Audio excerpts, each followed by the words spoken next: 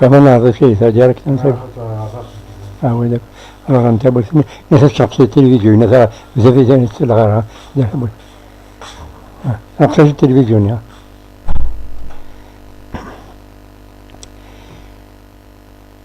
Aujourd'hui, c'est la troisième partie de la lettre ouverte à l'intention de la jeunesse mondiale, plus particulièrement à la jeunesse estudiantine. Et effectivement, dans la première partie et dans la deuxième partie, j'ai essayé d'être bref.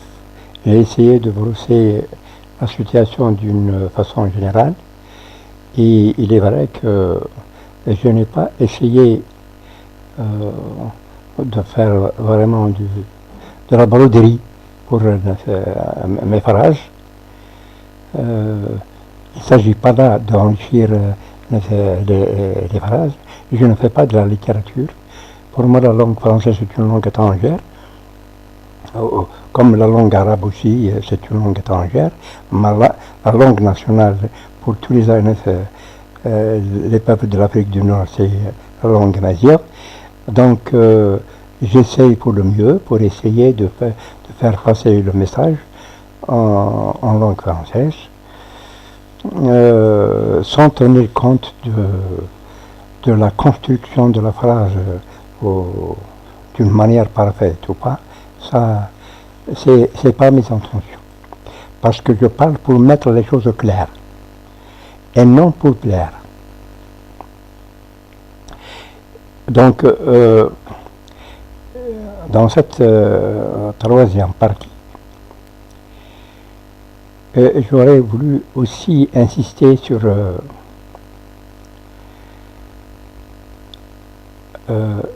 le mouvement africain, le mouvement de la jeunesse africaine d'une manière générale, qui serait vraiment guidé, encadré par la jeunesse estudiantine.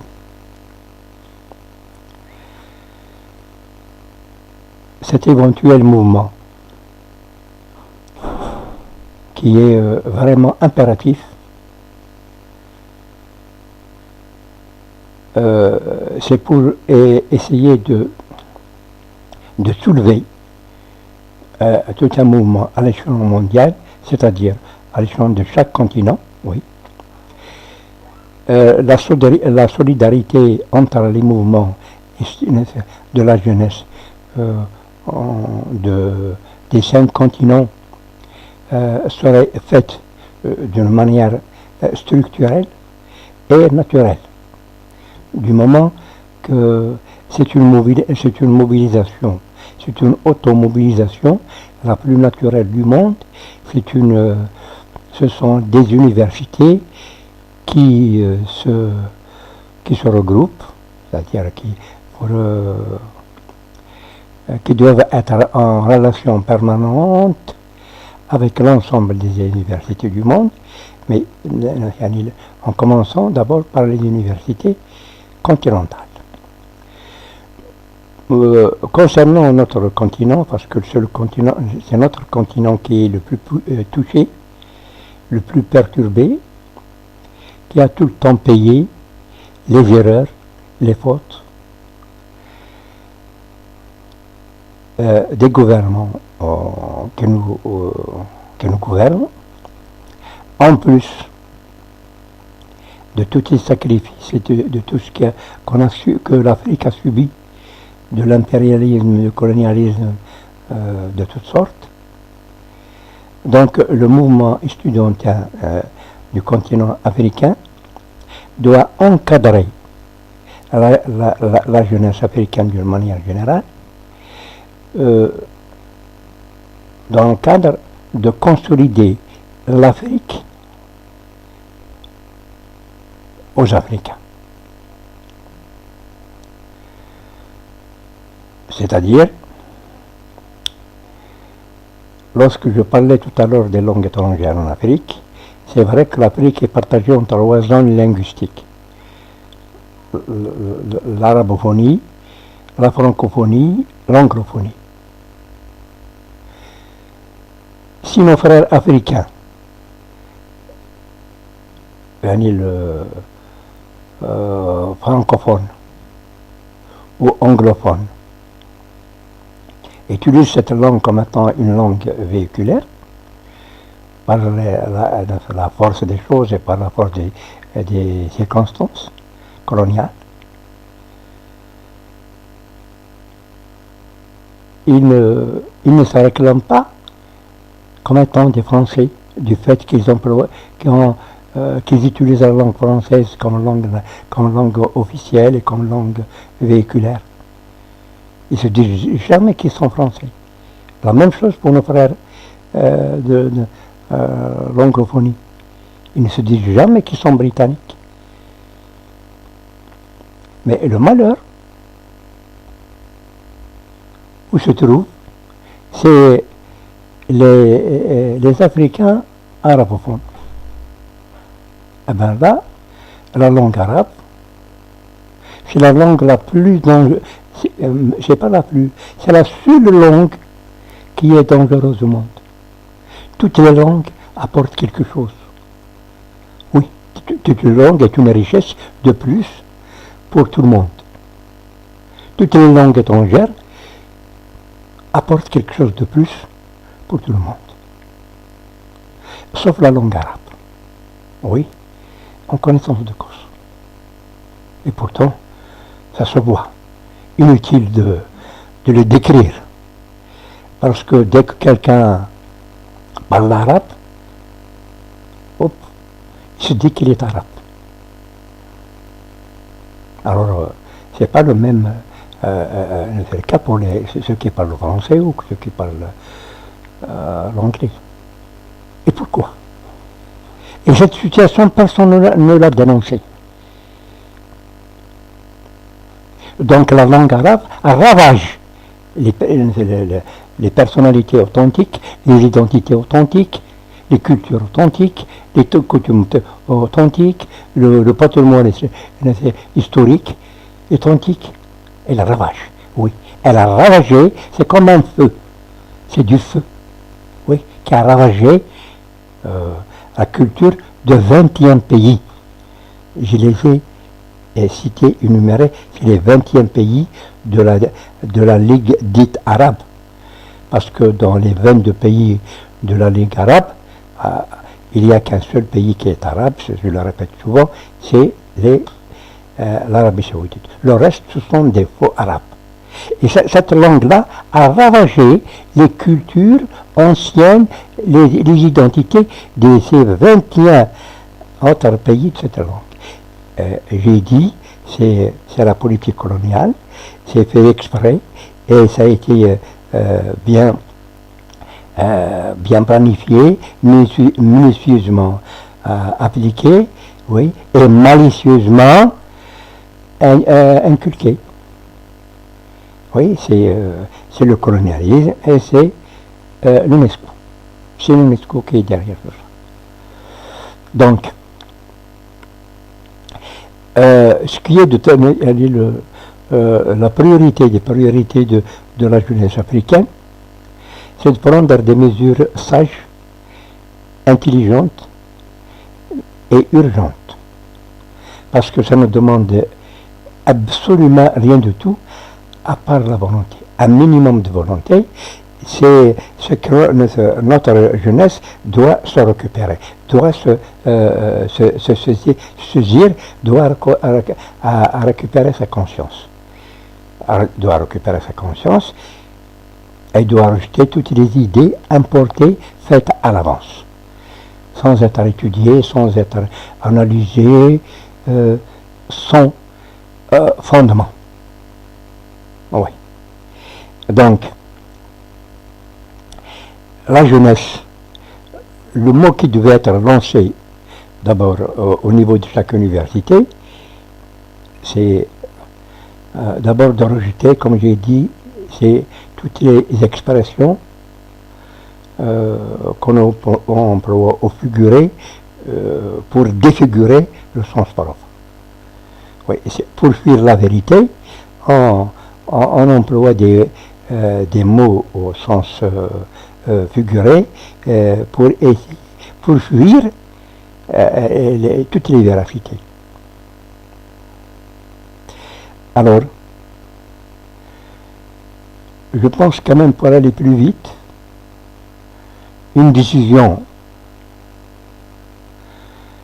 des sportifs africains, de la jeunesse sportive africaine, peut, en petit laps de temps, récupérer l'unité africaine, consolider l'unité africaine au sens propre, au sens continental du terme. Oui, c'est-à-dire la jeunesse sportive africaine, doit boycotter les équipes des pays arabophones. Oui, des pays arabophones.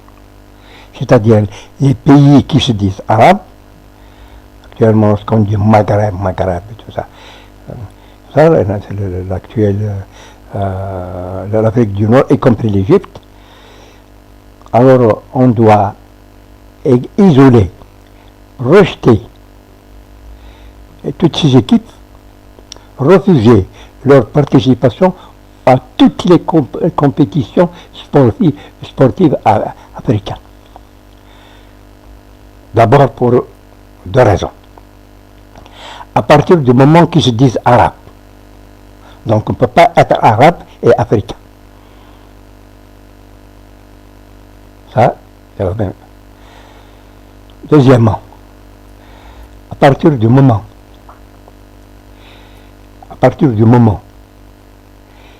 ils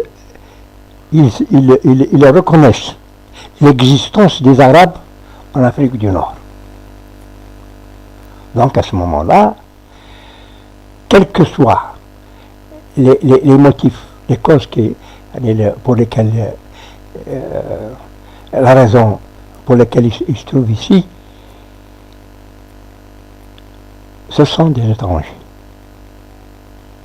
Ce sont des étrangers.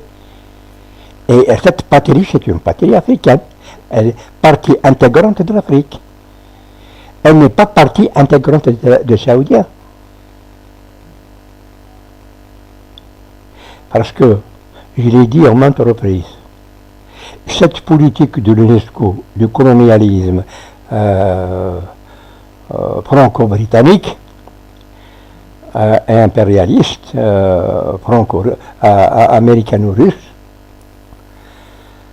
ont placé l'UNESCO pour faire de ces 21 pays faux arabes comme des chauves-souris. Des chauves-souris. Le soir, ils sont avec les oiseaux, sont des oiseaux, la chauve-souris. Et le jour, c'est des rats. C'est comme ça que les pays africains, arabophones, oui, les pays d'Afrique du Nord, arabophones, là, nous sommes des Africains, nous sommes membres fondateurs de l'unité africaine, pas en 1964, mais en 950 ans avant Jésus-Christ. Oui, l'Algérie, avec le reste des pays africains, à leur tête, le roi Chechnak, a formé, a créé la Confédération africaine. C'est en 950 avant Jésus-Christ que le continent a été organisé. Et c'est l'unique continent du monde qui a eu une organisation continentale. Je le dis et je le répète. Pour que nos étudiants vraiment prennent conscience, se ressaisissent. Oui, pour dire qu'on a assez d'être qu'on nous considère comme des chauves-souris. Des chauves-souris. La nuit, nous sommes des Africains et le jour, nous sommes des Arabes. C'est des rats. Non. En tant qu'Africains, nous sommes Africains. Notre grand penseur algérien, Cheikh Mohammed Ben Abdelrahman, que le monde doit vraiment doit chercher à connaître, parce qu'il a une pensée valable pour toutes les générations et pour tous les temps. Oui, valable pour toutes les générations et pour tous les temps. Lorsqu'il a ouvert les premières phrases avec lesquelles il a ouvert le congrès au machin, je le répète, il faut que je le répète.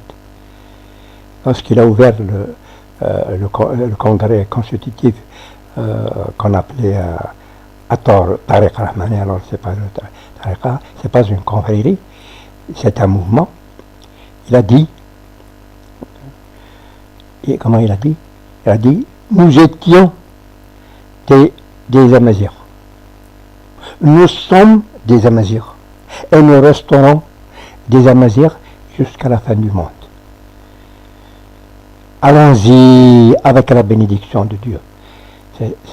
C'est avec ces paroles-là qu'il a ouvert le congrès constitutif de le mouvement de Cheikh Abdelrahman, du Cheikh Mohammed Ben Abdelrahman, qu'on appelle comme ça Ator Tariq Rahmaniya, confrérie Rahmaniya. Alors, il a dit que nous étions des Amazirs, nous restons des Amazirs et nous étions des Amazirs, nous sommes des Amazirs et nous resterons des Amazirs jusqu'à la fin du monde. Oui.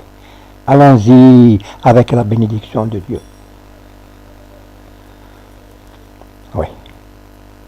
Et ce mouvement, il a dit que c'est un mouvement de la renaissance de la culture de la nation amazigh dans son cadre africain.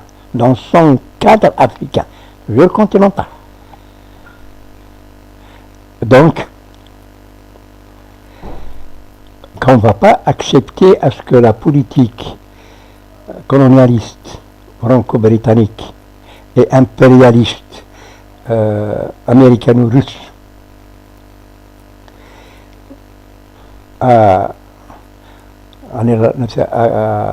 avec l'institution qu'ils ont formée, faire de nous des chauves-souris.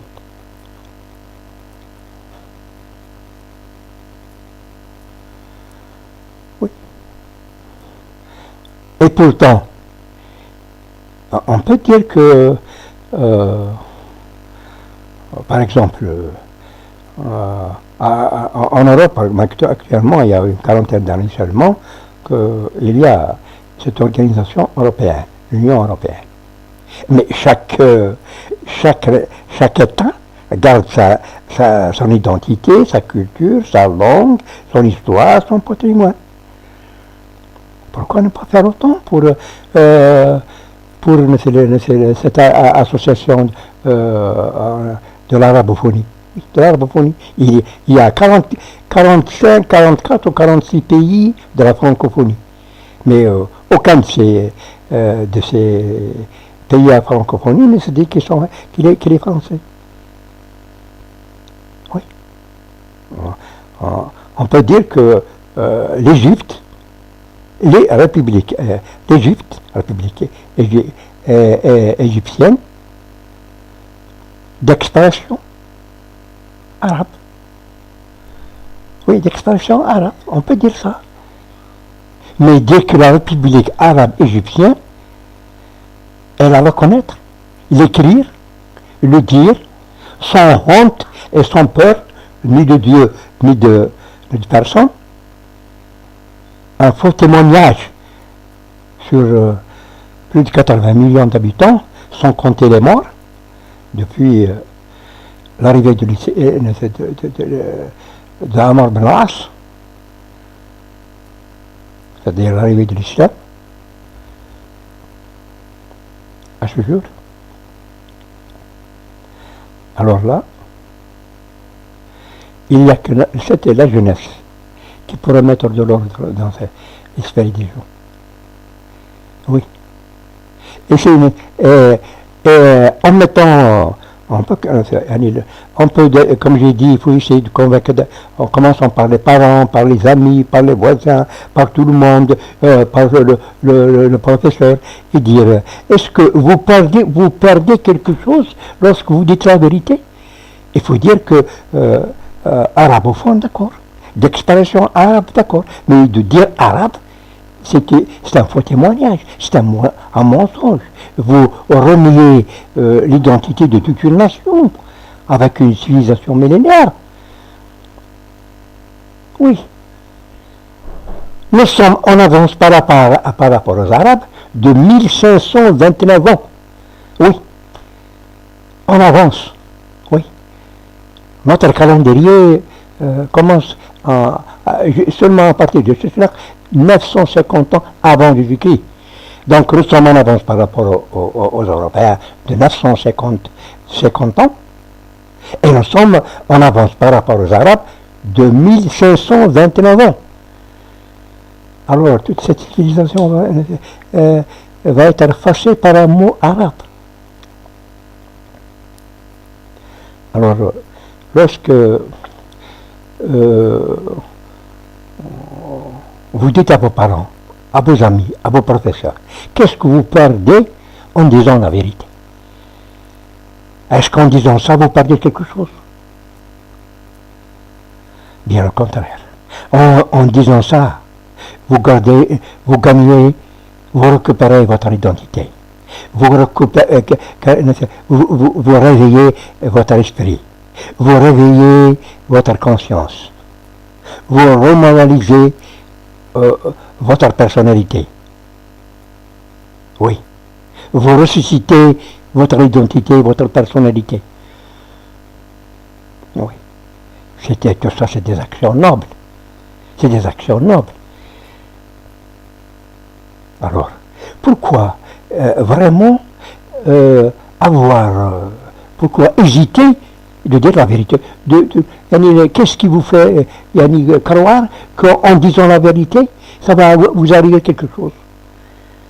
Alors, si vous êtes croyant, Dieu lui-même, dans plusieurs versets du Coran, oui, il interdit formellement le changement de nom. Il interdit formellement l'adoption. Comment on pourrait adopter un petit enfant abandonné de parents inconnus? Pour l'adopter, Dieu ne le pardonnera jamais.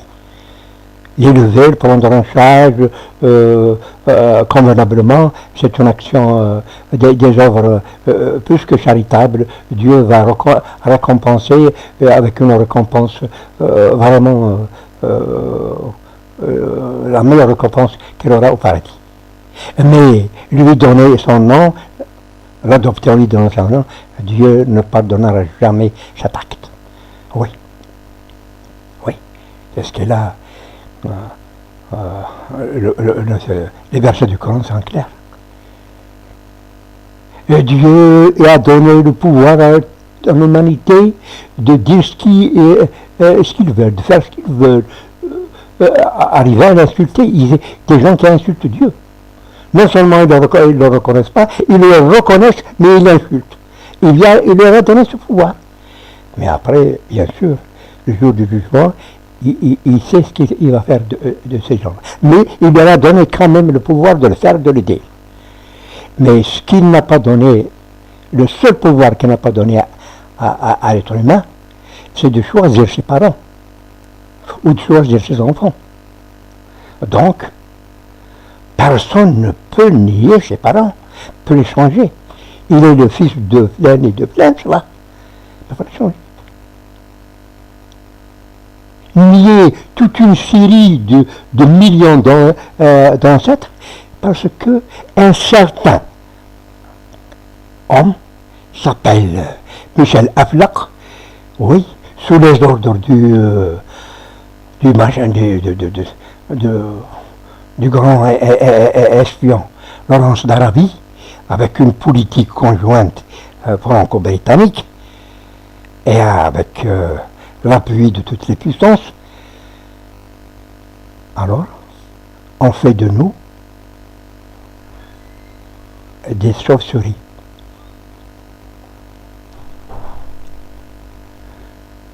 Alors, cela, donc, c'est plus facile à un étudiant de convaincre ses parents, de convaincre ses amis, ses cousins, ses voisins, de ne pas accepter de dire le mot Maghreb. Oui, Maghreb arabe ou pas de Maghreb, pas d'arabe. C'est l'Afrique du Nord. Oui. Donc, parce que je ne sais pas si j'ai dit déjà dans la première partie ou la deuxième partie, mais quand même je vais le répondre, le répéter même s'il est dit. L'Algérie a fait un pas encore plus grave. Elle a accepté le mot, elle utilise le mot Maghreb arabe, parce que la France l'utilise, parce que l'UNESCO le soutient, parce que tout ça. Alors, elle a fait un autre pas, plus dangereux encore. Elle a créé un ministère, oui, délégué, un ministère délégué, chargé des affaires maghrébines, oui, maghrébines, et les affaires africaines. C'est-à-dire, ce Maghreb n'est pas africain. Donc, tout ce Maghreb, on appelle Maghreb, on appelle arabe, puis maintenant, il n'est plus africain.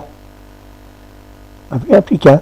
Et nos frères tunisiens, je pense qu'ils ont l'intention aussi de nommer aussi un ministre délégué chargé des Afriques comme ça. Mais d'où vient cet ordre? C'est grave.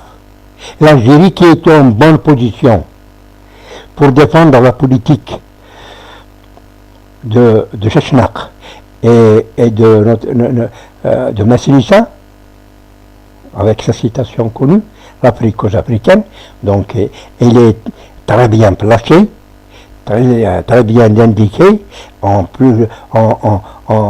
position de force honorable et glorieuse, de continuer à lutter pour ce que nos ancêtres africains, avec Chechnak et avec Massilissa, ont réussi à faire de l'Afrique un continent solidement uni. Oui, solidement uni et uni. C'est de l'Afrique comme un seul corps. Donc nos ancêtres ont souffert pour faire cette unité africaine, à l'instar des autres rois africains de l'époque. Oui. Et voilà maintenant que l'Algérie est la première à donner un coup mortel à l'unité africaine. Donc elle est mal placée pour s'immiscer dans les affaires africaines. Voilà. Mais une contradiction flagrante, maintenant que pour Bouteflika, et je ne sais pas qui c'est qui lui a soufflé ça, et pourtant Dieu sait que ce n'est pas sa pensée, que ce n'est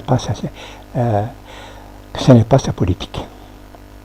Parce que, toujours dans la même ligne, il y a 5 ans au plus, à l'ONU, devant les ambassadeurs des pays arabophones, et en présence du secrétaire général Amr Moussa, de la Ligue dite arabe, il leur a dit, si vous voulez qu'on pose le dossier en tant qu'entité économique à l'ONU, je suis avec vous.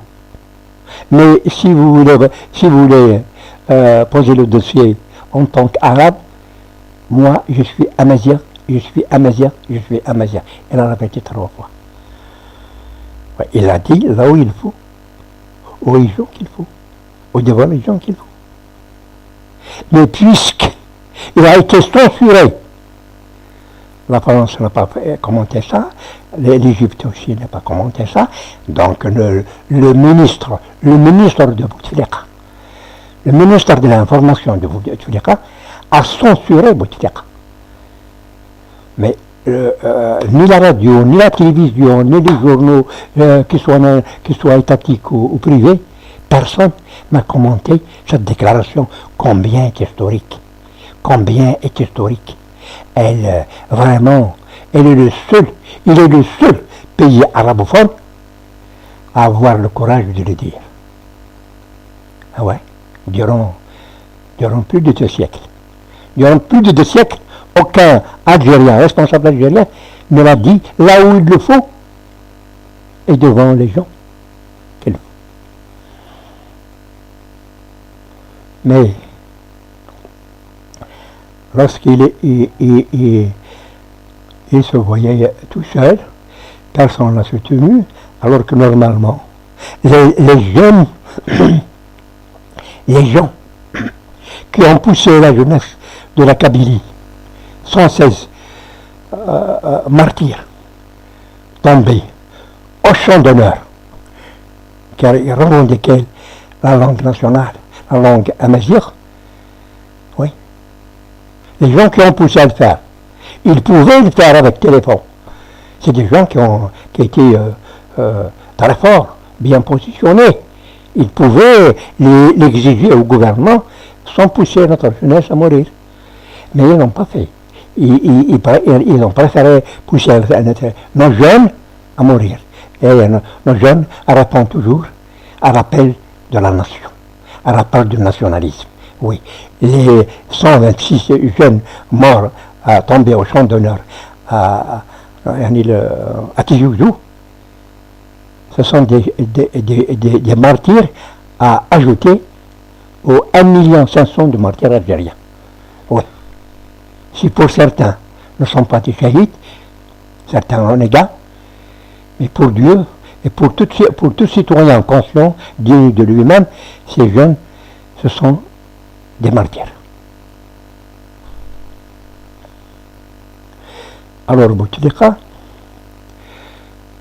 normalement, ces messieurs qui ont poussé ces jeunesses à casser les vitres, à brûler plus, à vraiment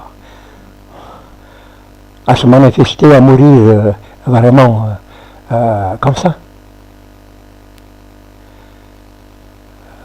Devant les blindés, devant les forces de sécurité, entre guillemets. Alors, ces gens-là qui les ont poussés, s'ils étaient vraiment des amazighs, s'ils étaient vraiment des nationalistes, ils auront, dès qu'ils ont entendu Bouteflika dire ça à l'ONU, ils auront mobilisé la jeunesse, et à ce moment-là, c'est toute la jeunesse qui va venir, même ceux qui sont à l'hôpital, ils vont sortir, ils vont venir. Ceux qui sont en France, ils vont entrer. Pour accueillir le président Bouteflika à Maison-Blanche avec des fleurs. Voilà, pour cette déclaration. Pour cette déclaration, normalement, ils devaient l'accueillir à Maison-Blanche avec des fleurs. Et ils vont la ramener sur leurs épaules jusqu'à Almoradia. Mais ils n'ont pas fait ça, ils n'ont même pas commenté. Aucune presse, aucun journal, que ce soit privé ou étatique, ni à la radio, ni à la télévision. Donc, un président qui est censuré par son ministre de l'information, par toutes les directions de l'information, envoie la position. Quelle est la force de ce président? Et maintenant, un autre une autre déclaration qu'il avait faite durant le deuxième mandat, la campagne, il a dit que nous sommes des Amazirs, mais l'islam nous arabisé. Vous devez dire très bien que l'islam n'arabise pas. Bien au contraire. L'islam ne pardonne pas à un Algérien qui se dit arabe. Ne pardonne pas à un Italien musulman qui se dit arabe. Il ne pardonnera pas à un Saoudien qui va se dire je suis français ou italien, ou bien égyptien, ou bien je ne sais pas quoi. Donc un Saoudien doit rester arabe. C'est son identité, tout en étant musulman.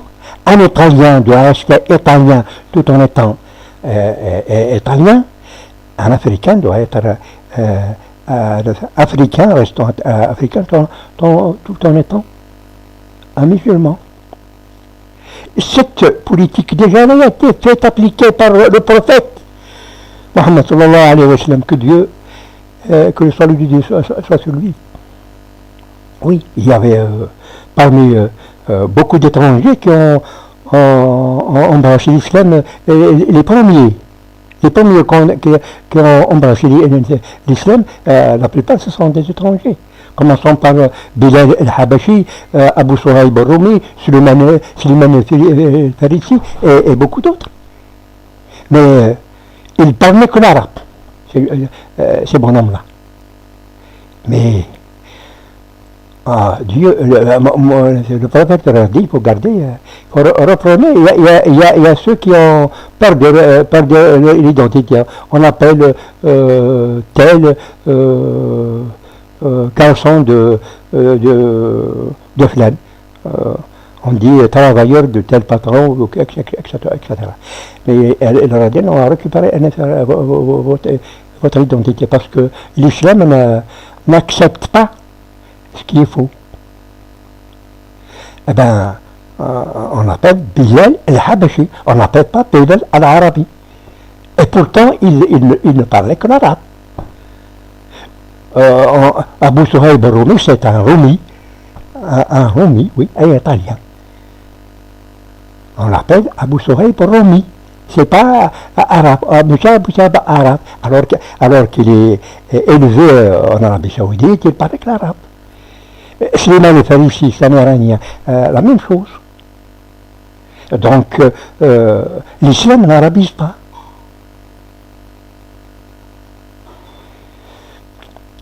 Le prophète est arrivé à dire avec une forte amitié qu'il avait, une fraternité islamique qu'il avait avec ces gens-là. Il dit que, par exemple, Suleiman al-Farisi est l'un des nôtres, de la maison, de la famille. Mais il n'est pas dit qu'il est arabe. Il est Farisi. Donc, l'islam, donc le Coran aussi nous interdit même les pseudos. Chacun doit garder son nom, le nom de ses parents, sa filiation.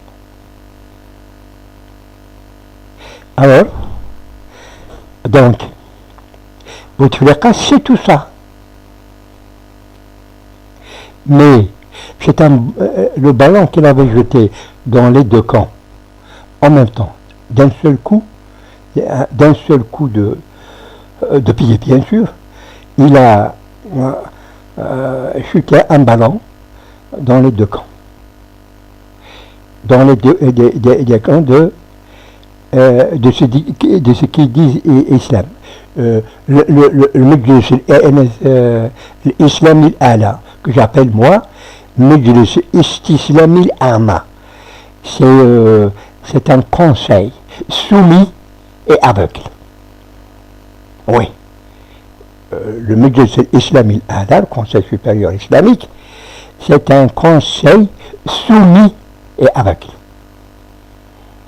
Parce que si c'était des musulmans, ils vont dire, Monsieur le Président, ce que vous dites est faux.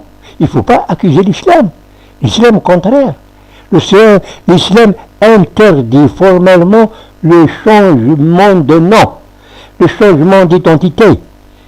Pourquoi vous dites que l'islam arabise? Mais, mais personne de ces volets, de ces mercenaires, romadins, qui se disent ulama,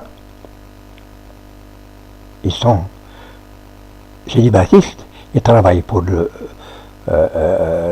baptisme, ils n'ont rien de nationalisme ni de l'islam, parce que même ils sont contre l'islam à partir du moment ils entendent à quelqu'un qui porte atteinte à l'islam et ils se taisent. Ils se taisent. De l'autre côté aussi, s'il y avait des amazirs, des cadres qui se disent amazirs, ils auront demandé à Monsieur le Président, faites-nous lire ce verset qui oblige tout musulman à devenir arabe. Faites-nous lire ce verset. Mais ils ne veulent pas, eux aussi, parce que les gens qui sont derrière qui se disent défenseurs de la majorité, d'ailleurs pour eux c'est pas la majorité, pour eux c'est le berbère, c'est la politique coloniale, c'est le machin colonial, appellation coloniale, berbère. Alors pour eux, ils ont peur de l'islam. Ils ont peur à ce que, parce qu'ils savent que l'islam n'arabise pas.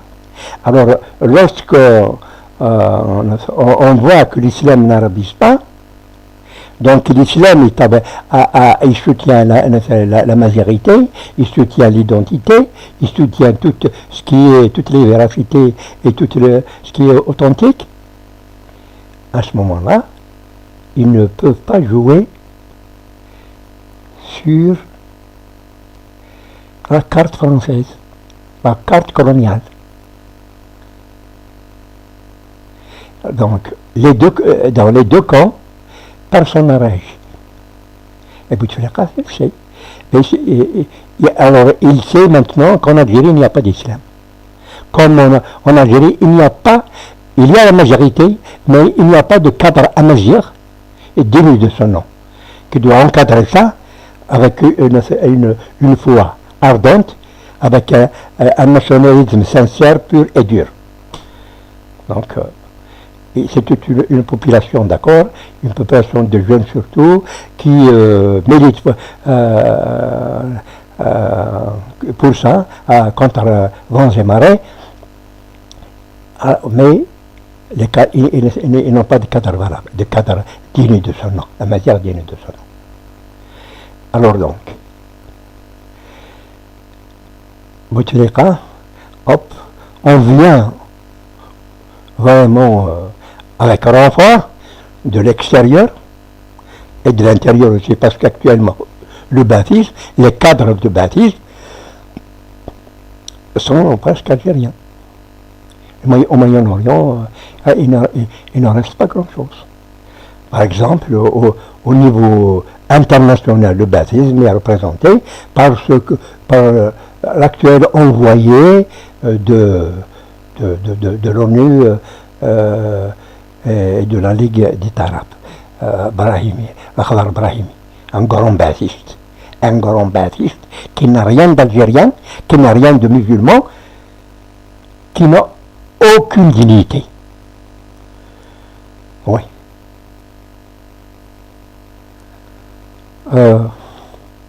Aussi, il y en a des gens à l'intérieur du pays. Il y a beaucoup de baptismes. Parce que durant ces 50 années, d'indépendance, on a formé des séries et des séries et des séries de docteurs, baptistes. Oui.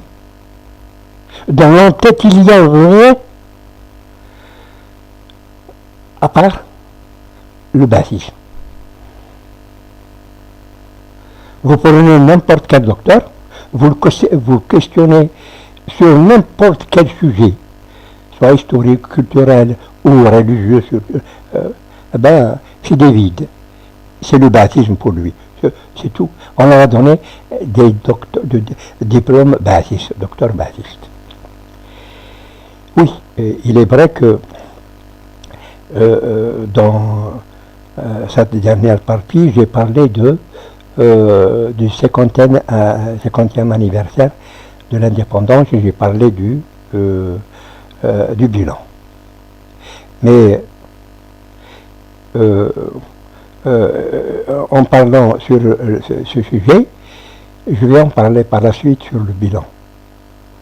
Je vais continuer la prochaine partie, mais aujourd'hui je vais continuer sur ce sujet, le sujet sur le président Bouteflika. Lorsqu'il a fait, on lui a forcé la main maintenant, il a créé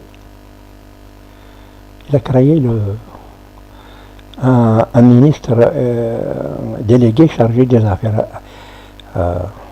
maghrébines et africaines. Ça, on ne dira pas que c'est le même homme. C'est pas celui qui a fait cette déclaration là où il faut, devant où il faut, avec un courage vraiment d'un Algérien, d'un Moudjahid. Oui. Sa qualité de Moudjahid a été confirmée par cette déclaration. Mais jusqu'à là, il était comme tous les autres. Mais il est connu sur un nationalisme pur et il n'est pas pour l'arabisme. Mais après, cette déclaration, lorsqu'il a dit que nous sommes amaziens, mais l'islam est arabisé, ça a donné un coup de graves conséquences pour l'islam en Algérie, par exemple. Alors ces messieurs de l'Occident, les bassistes et la politique coloniale, cette déclaration leur plaît. Pourquoi? Et maintenant, les jeunes vont dire, ah oui, l'islam arabiste, je ne veux pas de l'islam. Oui, actuellement, c'est ce qui se dit dans le milieu le milieu de la jeunesse. Oui, dans la jeunesse, le milieu de la jeunesse. À Ouargla, il y a un ami qui est venu me voir, il y a 3 mois, 4 mois de ça. Il a entendu ce chuchotement sur ce sujet, et après on parle à voix haute. À Ouargla. On dit, ah oui, c'est l'islam qui nous arabise. On n'en veut pas de l'islam. Eh bien, la même chose en Kabylie. On dit, ah oui, on n'en veut pas de l'islam parce que l'islam est arabiste. Vous voyez, des graves conséquences provoquées par cette phrase de Bouteflika. Eh bien, on commente cette phrase, mais on ne commente pas celle qu'il a dite à l'ONU. Et pourtant, celle qu'il a dite à l'ONU mérite d'être commentée durant toute l'année, pour de bon. Pour de bon, ça devient une référence. Elle doit être une référence à l'école, à la mosquée, à la presse, à la radio. C'est une référence. Oui, c'est une référence. Mais ça n'a pas été une référence. Et c'est la déclaration on a accusé l'islam devient une référence. Et voilà. Et j'arrive aussi pour dire que ces messieurs-là qui veulent faire de la Kabylie une autonomie, une république, pour eux, cette déclaration du président de la République est vraiment un très grand cadeau à faciliter le recrutement des jeunes pour ce mouvement. Alors, du côté de Majlis Islami al-A'la, ce haut commissaire, conseil des valets insoumis et aveugles, qui se disent ulama, lorsqu'on voit un des leurs, par exemple, lorsqu'il y a eu consultation avec le bureau à la présidence pour le changement, pour apporter chaque mouvement des personnalités algériennes, politiques, religieuses, tout ça, et le président a créé une cellule pour récupérer les avis pour l'éventuel changement, amendement de constitution, tout ça, etc. Pour le changement et tout ça. Alors, un de ces, en l'occurrence, Martalbi, membre de ce haut commissaire, de ce haut conseil islamique, entre guillemets. En sortant du bureau, il a été interviewé par un journaliste, et il a dit, oui, on a insisté, j'ai insisté, on a insisté, il faut donner à l'arabe la place qu'il faut. Eh bien, la consultation pour lui, l'Algérie tout va bien. Ce qu'il manque à l'Algérie, c'est la langue arabe qui est victime. Elle n'a pas sa place qui lui est dévolue, qui lui est faux en Algérie. Eh bien, c'est un adulte, là.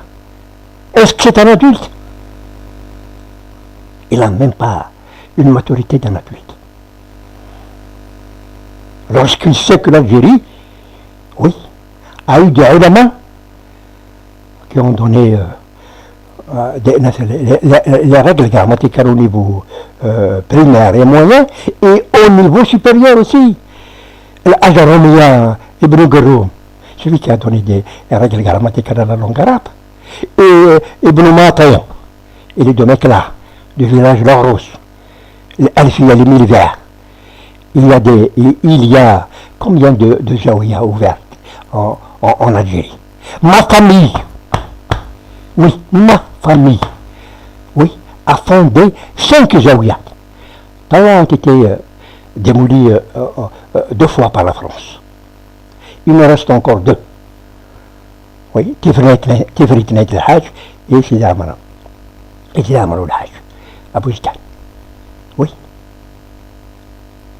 Oui. 5. Ma famille, mon grand-père, a fondé 5 zaouïas. Donc l'Algérie a fourni vraiment des cadres pour la langue arabe, pour le Coran et pour le fiqh islamique, la jurisprudence musulmane. Mais c'est ça pour la langue. Mais en Algérie n'a pas formé des gens. Elle a formé des femmes aussi, des femmes qui ont géré les zaouïas, les Zineb, à la zaouïa de l'Hamel. Elle a géré. Oui. La Zineb était responsable de toute une zaouïa de 220 talibs et plus de 500 et quelques frères et khouan, disciples. Alors, mais on n'a pas formé des femmes qui vont chanter ou danser nues à l'Olympia, Paris. Oui. La première femme dansée nue à l'Olympia à Paris est une égyptienne. Oui. Des films. Le premier homme qui a fait un film, jusqu'à présent, un film avec sa propre sœur, un film d'amour avec sa propre sœur, c'est bien, c'est monsieur qui a épousé l'arabisme. Oui, en arabisme. Oui, c'est Faïda Pacha et sa sœur. Jusqu'ici, personne à Hollywood n'a fait un film avec sa propre sœur. Oui. Vraiment, l'arabisme de débauche. Eh bien, pour ça, Amar Talbi, pour lui, c'est ça l'arabe. il faut donner à l'arabe la place qu'il lui faut en Algérie. Toujours dans le cadre des docteurs, de ces docteurs. Il y a 4 mois, à la chaîne 1, oui, une journaliste interviewait un docteur algérien qui a eu sa licence ici, puis il est parti en Arabie Saoudite pour son magistère et pour son doctorat. Il a publié au moins 2 livres, 4 livres, que je ne sais pas combien. Vous allez me dire, mais qu'est-ce qu'il y a de spécial de ce type? Eh bien, ce bonhomme, vous voyez son nom. Il s'appelle comment? Il s'appelle comment? Il s'appelle Abd Nabi. Je crois que c'est Ismaïl Abd Nabi. Abd Nabi. Oui, Abd Nabi. Abd Nabi, il est du côté, je crois qu'il cherchait de Chelef, quelque chose comme ça, les environs, comme ça. Comment une famille algérienne a donné ce nom à son fils, Abd Nabi? Ah, vraiment? Comment la mairie l'a accepté? Comment il a été inscrit, comment les professeurs à l'école, le Mouallim a accepté, les études a accepté son nom, Abd Nabi? Comment au lycée et à l'université, il arrive à avoir sa licence, puis son magistère, son docteur, avec son nom, Abd Nabi. Et ce monsieur Abd Nabi, il est professeur de quoi? Il est à Kharouba. Oui, l'Institut islamique de Kharouba. Il enseigne Sharia Islamia. Ce bon nom. Oui, Abd Nabi.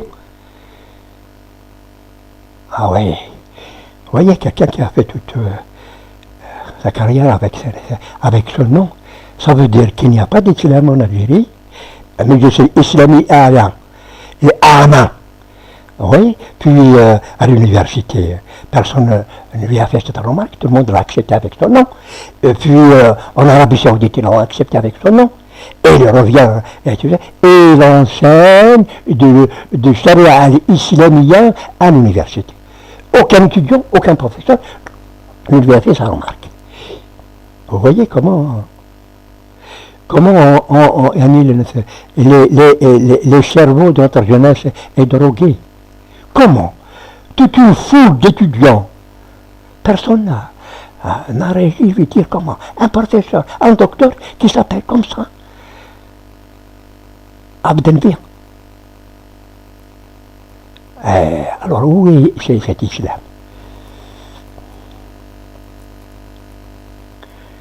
Ah, mais voilà.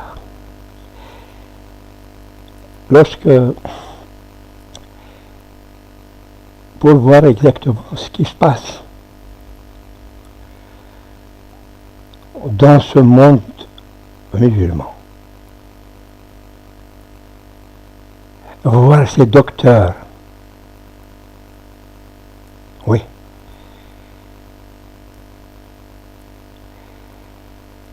lorsqu'on voit un docteur, il se dit Moujad, au cours d'une conférence d'un colloque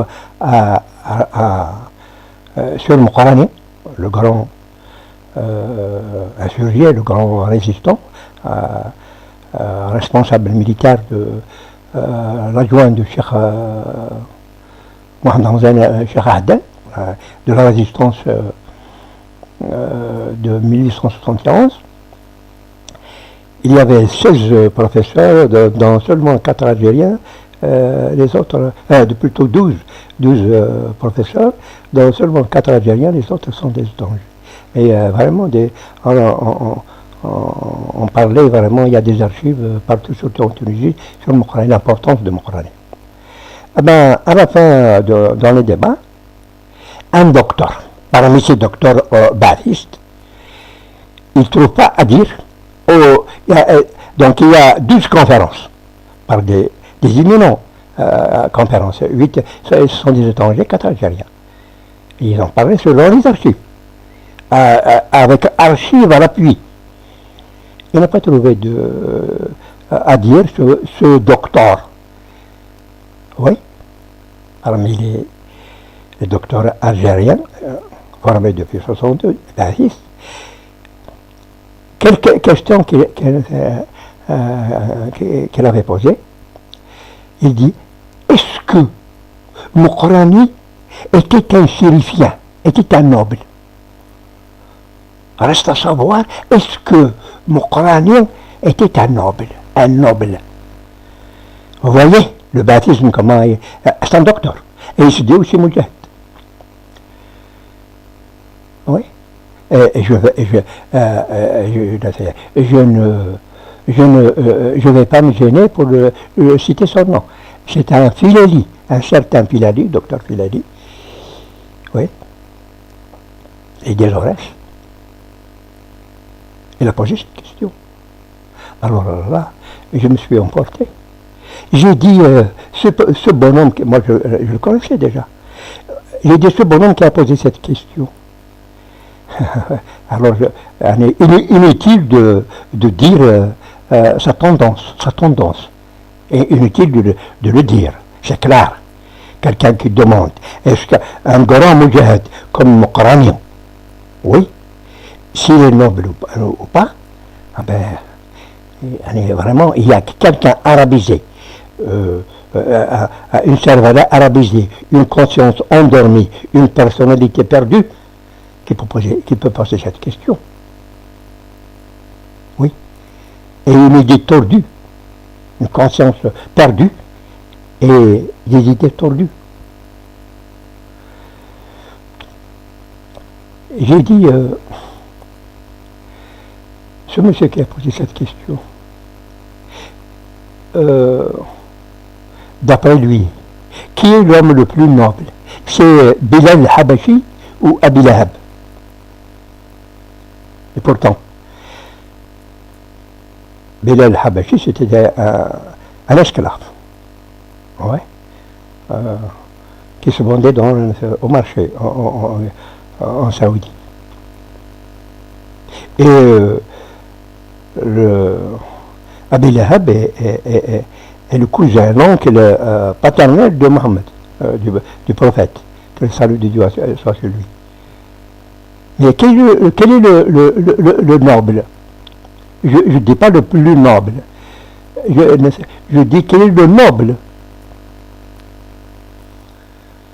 Est-ce que c'est Abi Lahab qui est noble? Parce qu'il est l'oncle de Mohammed? Ou bien c'est Abi al-Habashi, avec sa couleur noire, avec son état d'esclave et tout ça. Sans citer les autres, comme Bilal al-Habashi. Alors, tout le monde sait que Dieu a anobli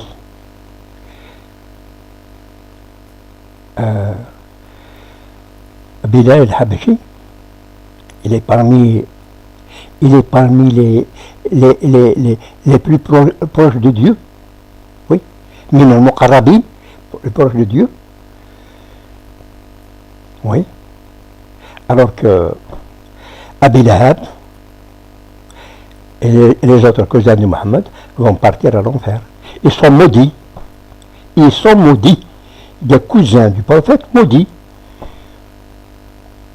Alors, à ce moment-là, il y avait beaucoup d'étudiants, même debout, la salle est pleine. C'était à la bibliothèque de l'Hamma. Ouais. Et alors ils sont venus me serrer la main, tous les étudiants, et m'ont remarché. Mais celui qui a posé cette question, il a l'habitude de poser ce genre de questions. Il n'a pas logique, parce que c'est un bahiste. Un bahiste. Le bahiste, il ne se repentit jamais. Il ne se ressaisit jamais. Oui. Il ne s'excuse jamais. Et il dit n'importe quoi. Tout ce qui est illogique pour lui est une raison. Oui. Alors, en voyant toute cette situation. Notre jeunesse, pour éviter d'en avoir encore d'autres séries de docteurs, ou de licenciés ou d'autres, ou de journalistes, comme ce qui existe actuellement, ou de ministres ou autres, pour éviter d'avoir encore des séries de promotion de ce genre, il faudrait que les étudiants de la première année, de la deuxième année, de la troisième année, quatrième année, doivent se saisir, doivent se mobiliser, doivent stopper ces politiques abominables. Oui, c'est abominable. Alors, pour ressouder l'unité africaine,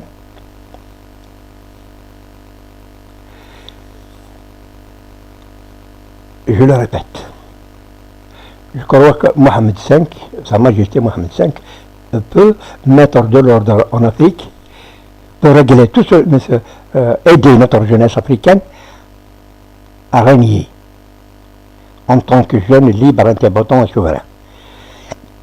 Oui. À se libérer de l'auto-aliénation. Cette politique de l'auto-aliénation, oui, programmée, planifiée, minutieusement et malicieusement appliquée par le colonialisme et par le gouvernement placé à son départ, oui, pour se libérer de cette politique d'auto-aliénation, Sa Majesté Mohamed V pouvait le régler en seule déclaration. Oui. Pour sauver le peuple sahraoui, je ne dis pas le peuple, je dis la population sahraoui. Parce que le peuple, il n'y a qu'un seul peuple. Oui. Pour sauver la population sahraoui, vraiment abandonnée il y a presque 40 ans, par une politique coloniale de l'arabisme pur et simple. Oui. Pour barrer à cette politique, soutenue à tort, injustement et bêtement par l'Algérie, République arabe sahraoui. Ben alors, arabe sahraoui. À la rigueur, si la population sahraoui veut une autonomie ou bien une indépendance, le Soudan est partagé en deux. Ce n'est pas une politique à souhaiter, mais c'est toujours Soudan, c'est bon. Mais avoir une république arabe en Afrique du Nord, en 2012. Donc, ce monsieur Abdelaziz, ça c'est un nouveau Amr Aqba Ben Nafa. Oui, c'est Abdelaziz. Oui.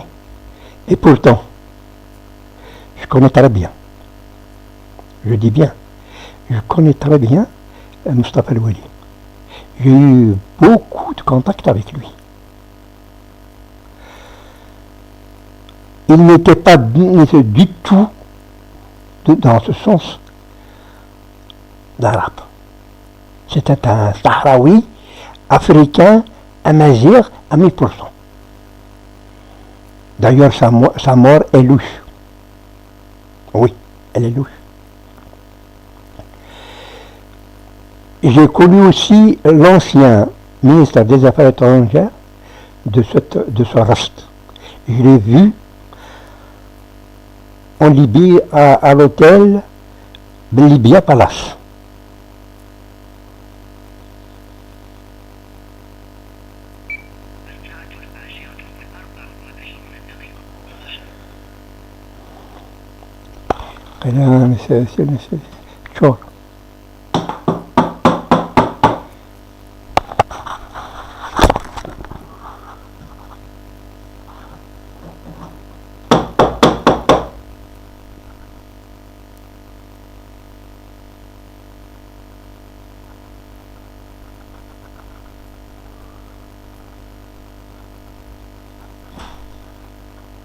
Monsieur. Ouais, tu vas faire ça. On a connu comme ça, non? Un peu de l'action. نعم شو سجلت زمان كان الله على كل حال لو كان هذا مثلا واحد يدمني كمان ما فيش كنت